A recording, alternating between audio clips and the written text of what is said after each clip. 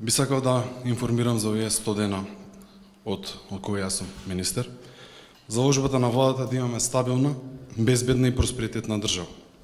Зголемен буџет значи поголеми инвестиции во одбранбените капацитети, инвестиции во нова модерна опрема, компатибилна со НАТО стандардите. Во 2025 година предвидуваме зголемување на буџетот за одбрана и 37% средствата да бидат насочени кон модернизација и опремување на армијата, односно некаде околу 8,5 милиарди денари, што е за 3 милиарди денари повеќе од оваа година. Изразено во проценти и пари, предлогот буџет на Министерството за одбрана за 2025 предвидуваме да е 2,4%, односно околу 23 милиони денари. За плати на доместоци планирани се 30% и за опремување на модернизација 37%, односно 7% повеќе од досега. Реализација на буџетот на Министерството во овој момент, заклучно со 1.10, изнесува 73%. Опремувањето и модернизацијата на армијата, најнапред ќе се осврнам на модернизацијата, кој е еден континуиран процес, кој ги зајакнува капацитетите на нашата армија. Она што е најважно е дека ние, оваа влада, ќе продолжи да инвестира во одбранбените капацитети, односно во човечки ресурси и нова модерна опрема. Во моментот повеќе проекти за модернизација се во фаза на реализација согласно предвидената динамика. Согласно побарување на армијата во процес на набавка на лесни оклопни возила, оклопни транспортери, опрема за противвоздушна одбрана, хеликоптери, инженерски машини, опрема за специјалните сили и за останатите единици. Дополнително пред 2 недели добивме пакет помош од 13 милиони евра од ЕУ, кој што ќе се финансира во рамките на Европскиот мировен фонд. Оваа помош опфаќа технологии поврзани со разузнавање, наблюдување, извидување, електронско војување и комуникацијско разузнавање, логистика, инженерска опрема, комуникација, информацијски системи, но се разбира и оваа помош е и офатена и обука за персоналот кој што е потребно. Околу набавката за нова опрема. На 29 јули 2024 година беше извршен прием на нови 6 GLTV лесни оклопни возила. Ова е дел од проектот кој ќе се реализира во 2024 и 2025 година, со што македонската армија ќе добие нови 96 лесни оклопни возила GLTV и 42 страјкери. Минатата недела на армискиот полигон Криволок имавме можност да се вериме и дел од оваа нова опрема, кој што е веќе вградена на GLTV возилата, а ќе се вградува и на страјкерите. Далечински управувана вооружена станица, нова, систем кој покрај тоа што дава сигурност по животот на припадниците на армијата, исто така има огнена моќ и прецизност при сите услови. Но да не забораваме да ги споменеме и сите донации кои ни дојдоа и доаѓаат од сојузничките земји, што навистина упатувам огромна благодарност. Околу конкретните податоци, GLTV лесни оклопни возила 96, што во моментов имаме 38 возила, 58 ќе стигнат до крајот на 2025 година. Околу страјкерите, тоа се оклопни возила, транспортери, 42, сите треба да стигнат во текот на 2025 година. Исто така продолжуваме со проектите за противвоздушна опрема, односно одбрана, ракетен систем Мистрал 3, кој опфаќа лансирани механизми и ракети. Исто така продолжуваме со набавка на опремата за артилерија. Во првиот квартал во 2025 година ќе пристигнат и хаубиците Боран. Како што знаете, има и потпишан договор за 8 хеликоптери, повеќе наменски хеликоптери, најнова генерација, 4 од типот 149 и 4 од типот 169 со компанијата Леонардо, врз основа на потпишан договор влада со влада. Во однос на ремонтот на двата хеликоптери Ми-817, би сакал да напоменам дека овој проект кој не беше завршен од претходното раководство, за кој се ветуваше дека хеликоптерите ќе бидат вратени од ремонт, најнапред во мај, па во јуни, но некој, а знаеме кој, не си ја заврши домашната работа. Предвидовме конкретни активности за реализација, што македонската армија ќе располага со уште 2 оперативни хеликоптери од месец ноември 2024 година. Во однос на капиталните инвестиции, најнапред сакам да кажам дека во изминатото тромесечие се завршени неколку проекти. Реконструкција на сидриштето Билјанин извори во Охрид, реконструкција на двата објекти во касарната Гоце Делчев, санација на топловод во касарната во Петровец и во Штипската касарна Јане Сандански, Тука мора да истакнам дека овие проекти се од претходното раководство кои беа започнати, беа во финална фаза и ние како министерство ги завршивме и тоа што е добро треба да се пофали, а се разбери да се продолжи да се надградува. Но услови за работата на припадниците на армијата мора да бидат како што треба и сега во овој момент се распишани повеќе јавни набавки за реконструкција, градежно уредување, санација и доредување на повеќе објекти во касарните во Кичево, Тетово, Штип и во касарната во Илинден во Скопје, во воено-медицинскиот центар, во Генералштабот, во Криволак, во Дренов дол и во други објекти на армијата во висина со проценета вредност од околу 151 милион денари. За 2025 година предвидуваме и средства за реконструкција, доредување, санација и изградба на повеќе објекти, тоа се во касарните во Штип, Тетово, Кичево, касарните Илинден, Страшов, Пинџер во Скопје, исто така на армискиот полигон Криволак и се надевам дека со новиот буџет ќе ги обезбедиме средствата и за нов дом на Арам, односно целосна реконструкција на домот на Арам. Околу грижата за вработените, моја лична заложба е додека јас сум министер, сите финансиски импликации кон вработените навремено да бидат исплатени согласно законите и колективниот договор. Токму затоа, во овие 3 месеци презедовме конкретни чекори и ги обезбедивме сите финансиски средства и за прв пат, повторувам, за прв пат, сите вработени ги добиваат сите надоместоци согласно колективниот договор. Приоритетни се редовни исплати кон вработените, како и подмирување на сите заостанати исплати по различен основ. Затоа ќе се залагам да имаме доволно финансиски средства за унапредување на стандард на вработените во Министерството и армијата, што подразбира набавки на лична опрема, но и опрема што ќе даде значаен придонес за развој на капацитетите на македонската армија. Но на што го затекнав беше сериозна финансиска состојба, која беше на штета на Министерството по основ на извршени судски решенија, по тужби поднесени од припадниците на армијата кои се ги барале своите права што следат, само за оваа година исплатени се преку 6,2 милиони евра, или оваа сума изнесува 2021 навака преку 17,6 милиони евра сметано од 2021 година. Овој издаток е навистина непотребен, треба да има одговорност, зашто овие финансиски средства наместо да бидат плаќани по судски и адвокатски трошоци, може да купиме основни елементи за лична опрема. Наша цел покрај финансискиот аспект е да имаме добро обучен и стручен персонал, токму затоа испративме повеќе офицери на школување во високите школи во Грција, Бугарија, испраќаме припадници на армијата и вработени од Министерството на курсеви, школување, вежби, обуки во САД, Грција, Турција, Унгарија, Босна и Херцеговина, Италија, Германија, Франција, Црна Гора, Норвешка, Португалија и така натака. Во изминативе 3 месеци остварив и повеќе средби со амбасадорите и воените представници на нашите стратешки партнери, земјите од регионот и НАТО, како и потврда за заложбите за зајакнување на дипломатските односи со високи представници на Америчкиот конгрес, со Сенатот и се разбира во Пентагон за време на самитот на НАТО, но и при мојата посета на билатералните консултации со нашиот стратешки партнер. На билатералните консултации за одбрана во САД, кои се одржаа во Пентагон, ја потврдивме заложбата на владата за доследно исполнување на сите обврски од последниот самит во Вашингтон, при тоа потврдувајќи ги проекциите на буџетот за одбрана за 2025 година и модернизацијата на армијата. Исто така сакам да нагласам дека предходно на самитот на НАТО, заедно со колегите од Бугарија, Албанија и Италија, подпишавме и прв меѓународен документ на оваа влада, писмо за намери за воспоставување на хармонизиран коридор за воена мобилност во рамките на коридорот 8 за потребите на Алијансата.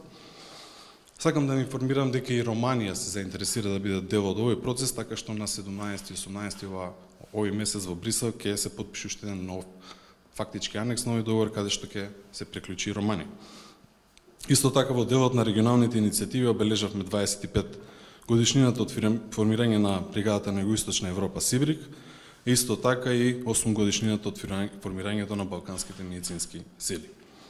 Останува нашиот придонес во сите операции, со нашите армиски припадници учествуваме во ЕУ и НАТО мисиите и операциите, како што се Алтеа во Босна и Херцеговина, КФОР Косово, исто така во Литванија, Романија, Бугарија, за заштита на источното криво на Алијансата и дополнително со 3 офицери учествуваме во мисијата на Обединените нации УНИФИЛ во Ливан. Исто така остануваме посветени за поддршката на Украина, кој има право да ја брани својата независност, територијалниот интегритет и суверенитет од руската агресија, и токму затоа подготвивме нов пакет помош кој ќе се најде набрзо на владина седница. Околу кризната состојба сакам да ви информирам дека за време на кризната состојба во приправност беа преку 300 припадници на армијата со 2 воздухоплови и сакам да ви информирам дека со пренамена на средства сите овие припадници ќе бидат наградени. Она што веќе го знаете, кога станав министер за одбрана, 120 лица кои биле упатени на стручно усовршување за офицери и подофицери, на кои им било ветено дека ќе бидат вработени во министерството, не биле предвидени средства во буџетот или пари за нив, едноставно ги оставиле. Направивме реалокација на средствата се обезбедени, така што имаме 120 лица кои се веќе дел од структурите на одбраната и се промовираа нови 28 поручници.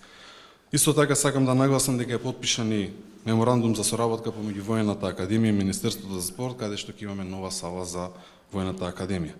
На крајот, како представник на владата, уште еднаш сакам да нагласам дека потврдуваме заложбата за стабилно финансирање на одбраната, за модернизација на армијата, се разбира и за подобрување на војната инфраструктура и за придонес во меѓународните операции, а секако и за поддршката на Украина.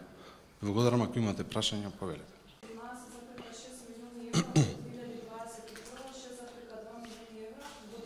Да. Исплатени овие пари се за надоместоци плюс судски трошоци или само за судски трошоци? Многу добро прашање.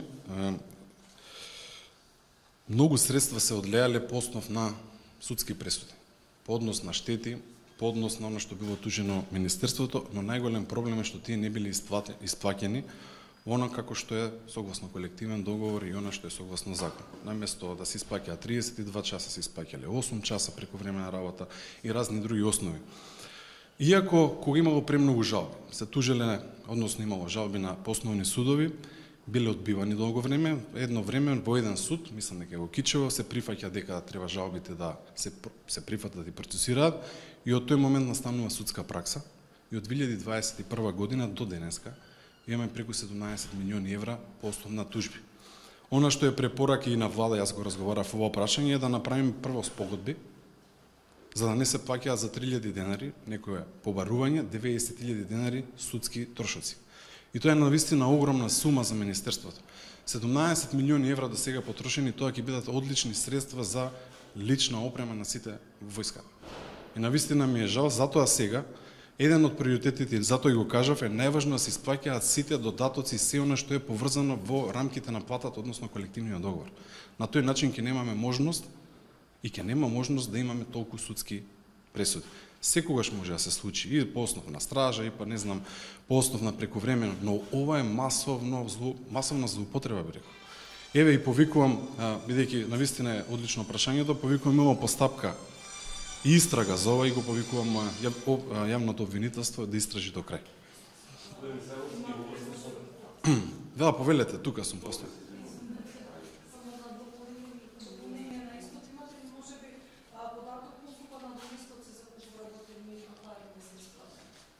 Тоа се премногу предмети, се уште стигаат. Ќе ви дадеме целосна анализа на колку точно имаме пресуди, колку моментално во суд, се во суд и така натака, ќе ви дадеме целосен приказ, бидејќи се работи за илјадници. Господин Мисаровски, при промената на власта во повеќе наврати, премиерот Мицкоски соопшти дека планира функционирање на двете агенции за разузнавачка агенција, агенцијата за разузнавање. Може ли ви кажете до каде е тој процес, како се одвива работата во Советот, Националниот совет за координација на безбедноста на разузнавачката заедница, каде што и вие да видите, има ли никој напредок, пошто има многу, да кажеме, непотврдени информации, а процесот, што знаеме дека последниот процес беше релативно јавен и транспарентен, за сега нема никој ништо не знае вели во собранието, зошто тоа, дали е сопрено со таа активност и каква ќе биде судбината во рамки на тој процес на воената служба за разузнавање. Да, благодарам. Моментално во овој момент не сме учествувале во овој совет за да ги разгледаме сите овие работи вие што ги зборувате, дали ќе има спојување на службите, дали ќе има некои нови реформи. Мене лично ако ме прашувате и ви велам дека мора да има реформи. Нашата воена служба останува на она што е нејзина примарна задача, тоа е разузнавањето и контраразузнавањето и се разбира ќе учествуваме во овој процес, доколку не повикаат како работно тело и да ги дадеме нашите забелешки, а можам да кажам од тука дека ние имаме солидна служба која навистина дава информации во моментот што се многу веродостојни. Еве и во овој момент стигаат од сите емисии онаму каде што имаме луѓе за сите ситуации што навистина се загрижувачки И затоа не треба да се прави во овој процес, мислам, треба многу внимателно да се влезе во овој процес и не требаат експерименти, бидејќи ова е едно од основните работи за безбедност во државата и за да ги добиваме точните информации. Но она што сакам да го спомнам, во овие 3 месеци добив доста информации како се злоупотребувале овие позиции во минатото. И не би рекол вака дека имало некои паралелни служби, но се пробувале на одреден начин некои служби за да работат заеднички, да се за нивните неисто мисленици да се почнуваат некои процеси што биле надвор од нивните законски рамки. Затоа мислам дека сето тоа ова треба да се стави во една рамка и во право сте апсолутно дека треба да има целосен транспарентен процес да се води во собранието и во оној момент кој ќе ги добиеме материјали ќе ги споделиме со вас, бидејќи во овој момент јас немам добиено што точно ќе се случува и се разбира кога ќе учествуваме тој процес ќе ги споделиме со вас. Почната е постапката во влада веќе, знаете Не. така? Не е почната? Не, не сме дел од тоа. И втора работа, спомнавте некои злоупотреби. Можете да попрецизирате што, кој, како, каде се истражува? Ќе бидам внимателен и ќе ви ги дадам сите оние информации што не се строго доверливи, но има инсинуации дека во минатото одредени структури пробувале во тој момент на опозицијата преку различни структури да влијаат, односно да бидат под нивно следење. Но овој момент, ова е како информација, доколку има нешто повеќе од ова, се разбира ќе отвориме случај, но она што стига до мене и би се задржал тука бидејќи дел од тие информации што стигаат до мене се класифицирани, но еве ги повикувам и агенцијата за разузнавање, ги повикувам и сите останати да ги проверат овие дописи што се праќа во минатото без конкретна содржина и она што се случувало детално за некој да биде обвинет. Имам 2 или 3 прашања. Значи, едното да се натоварзам на колегата околу разузнавањето, бројот експертите воени во изминатиот период најавуваат дека можно е да има и некаква дестабилизација во регионот. Не е да од директен конфликт, туку поднос на можеби формирање на терористички удруженија и слични некакви действија. Дали имате некакви информации за тоа? Целосно се следи таа состојба и било какво да има такво движење, веднаш ќе бидете информирани, но она што е затекнато како структури што ги има тука и во соседството да се следат, односно оперативно се обработуваат и се разбира ги имаме сите оние информации што се достапни и ги споделуваме со натоземите. Постои опасност? Не постои опасност, но се разбира дека со тие структури секогаш мора да бидете внимателни и затоа добро е да ги споделуваме сите информации со НАТО алијансата, бидејќи многу информации добиваме и од таму. Го споменавте коридорот 8 и неговата важност ете како геостратешко движење низ земјава и за НАТО. Минатата година биле исплатени само 50 милиони евра за изработка на Бехтел и Енка. Со тоа што се вели дека не било доволно за да се завршат оние работи кои биле планирани за година. Во право сте. Што ќе значи тоа понатаму и што планирате понатаму? Да, благодарам. Видете, коридорот 8 и 10 се приоритет. Ева сакам да го нагласам и ќе го нагласувам секогаш. Приоритет се поготово и за сите вооружени сили што поминуваат врз овие коридори. И затоа е добро што потпишавме писмо со намери, каде што заеднички, сојузнички ќе се помагаме низ целата инфраструктура, не значи само по патен коридор, туку на било кој начин. Се надевам јас дека набрзо ќе се завршат оние проекти околу реализација на железницата, но најголем проблем околу Бехтел и Енка е што се неквалитетни проекти. Односно, знаете каков процес тогаш започна без проектирање, без одобрение за градење, без доволно потребни документи за да се навлезе во овој процес. Сега јас од она што го знам, многу пропусти има во самата постапка. За да се влезе на терен и веднаш да се работи. Не е исчистено земјиштето, нема доволно експроприација или од друга страна една работа што е во наша надлежност за секаде каде што треба да се направи пристапен терен за работа, треба да се направи деминирање на стари експлозиви што се наоѓаат на тој терен и тоа не било направено. И сега паралелно ние помагаме како министерство тоа да се направи за да се исчисти тој дел од коридорот и дури во заштитниот појас, бидејќи тоа е многу важно. И тоа е дел од постапката што порано бива предвидувана со законот за градење. Го направија тоа што го направија во минатото со брзи постапки и за жал вие сте во право дека ќе има многу мала реализација. Но моето лично мислење е дека треба да се направат сите овие процеси за проектот да тече како што треба. Се надевам дека и вице-премиерот и министер за транспорт навистина пробува максимум да направи овие проекти да почнат во етер, односно на терен да се работат и ние сме тука да помогнеме во нашиот дел колку што можеме, се разбира веќе добри се проектите. Проекти, секој проект каде што ќе носи дополнителен економски развој, навистина е добар. Начинот на кој се направени овие договори и постапки не е добар.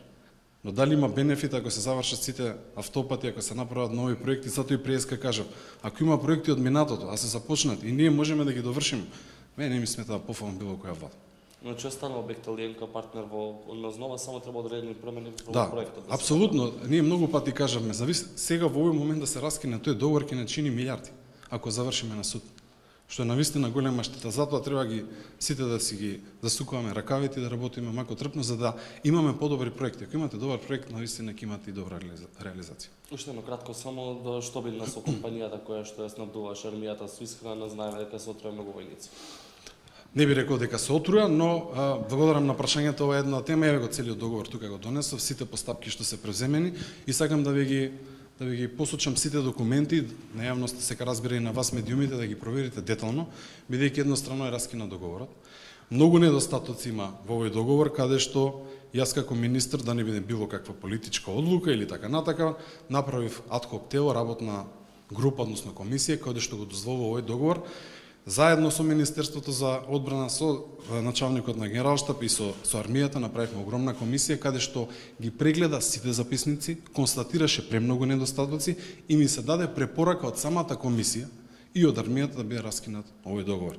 Договорот е раскинат, ќе си течат сите оние законски прописи, но мене најважно од се вие што спомнавте е да не се наруши борбената готовност и секој еден припадник во армијата да биде безбеден.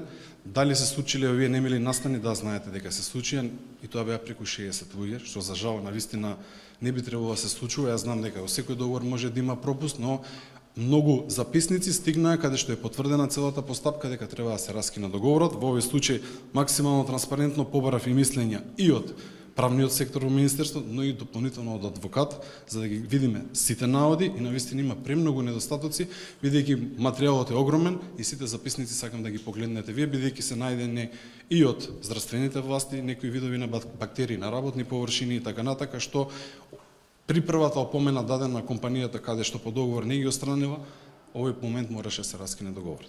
Сега ќе се извинам, имате храна сега само во друга фирма или Не.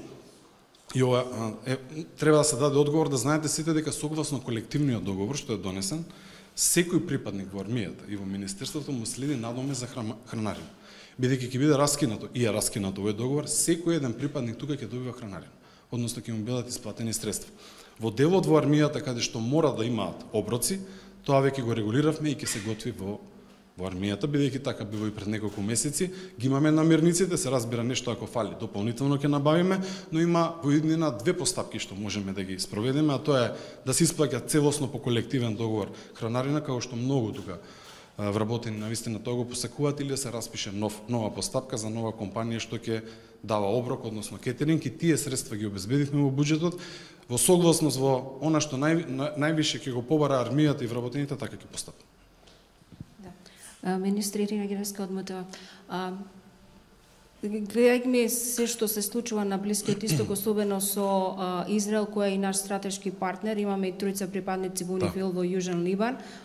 Кажете ми колку ова ситуација може да влијае на безбедносната ситуација во земјава, зашто на поведок е и енергетска криза? Во право сте, оваа ситуација е многу загрижувачка. Јас морам да ве информирам и пративме едно соопштение до јавноста дека јас преку видео врска се видов со тројцата припадници на штабни офицери, се чувствуваат навистина добро, но ситуацијата е загрижувачка. Од оние информации што можам сега да ги споделам со вас, секој ден е по-тензична ситуацијата.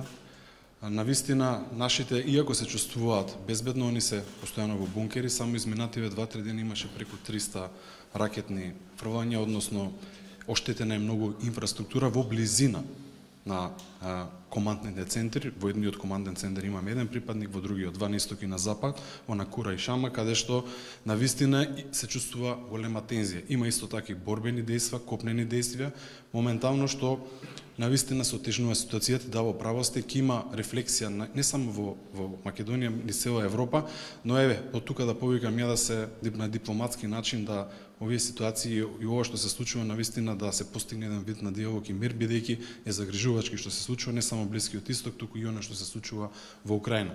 За жал тоа е глобално што се случува, ние најважно од се е да гледаме безбедносната позиција во Македонија биде стабилна и да ги имаме сите информации моментално што се случува. Ние ќе го следиме она што го прави НАТО алијансата и се разбира нашиот стратешки партнер. Со Тел Авив имавте некои контакти? Како? Со Тел Авив, со Израел? Имав еден состанок тука со представници, но не со главните официјални лица, доколку имам таков состанок ќе ги пренесам сите информации.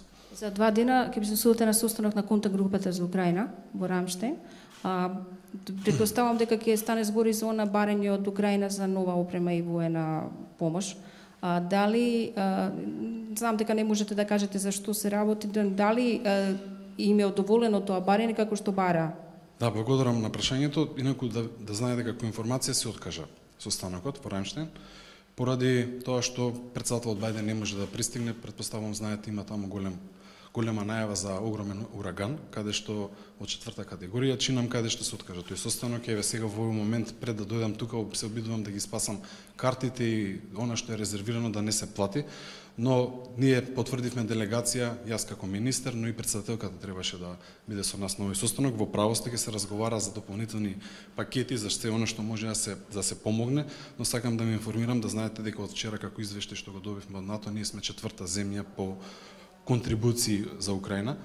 Во овој момент разговараме за нов пакет, веќе ќе биде пуштен и е пуштен на влада во подготовки, но она што се случувало во минатото е проблем, што морам да го истакнам, да го знаете и сите вие. За се што ќе е донирано, ние мора да имаме проценета вредност. За ние да покажеме колку е нашата донација. Сега тоа се прави со сметководствена, со пазарна вредност, но мора да имаме проценка. Во минатото кога се правила проценката, тоа идело преку бирото за судски вештачи. Човек што е експерт, тоа го правил, но не му било никогаш исплатено и никогаш не ги добивме проценките. Сакам да знаете дека тој човек кој е проценител, неговото име е Владо, го ангажиравме во министерството да ни помогне да ги направи сите проценки, за да имаме квалитетни извештаи што ќе ги доставиме до нашите партнери, за да видат реално колку чини цела она обрема. Се она што ќе биде декласифицирано, ќе ви го доставиме, се разбира, по проценката добивање, тогаш ќе ги поминеме и овие нови пакети. Се бара секаква помош, да знаете, не само воена, туку и хуманитарна, се бара на секој една земја членка што може да помогне, но јас во овој момент, како министер за одбрана, ќе го кажам следново. Ние ќе помагаме, но пред се мора да заштитиме нашата земја и она што е опрема, што е потребна за нашата армија, јас ќе направам се да биде за нашата армија. Фала ви на сите, имајте убав ден.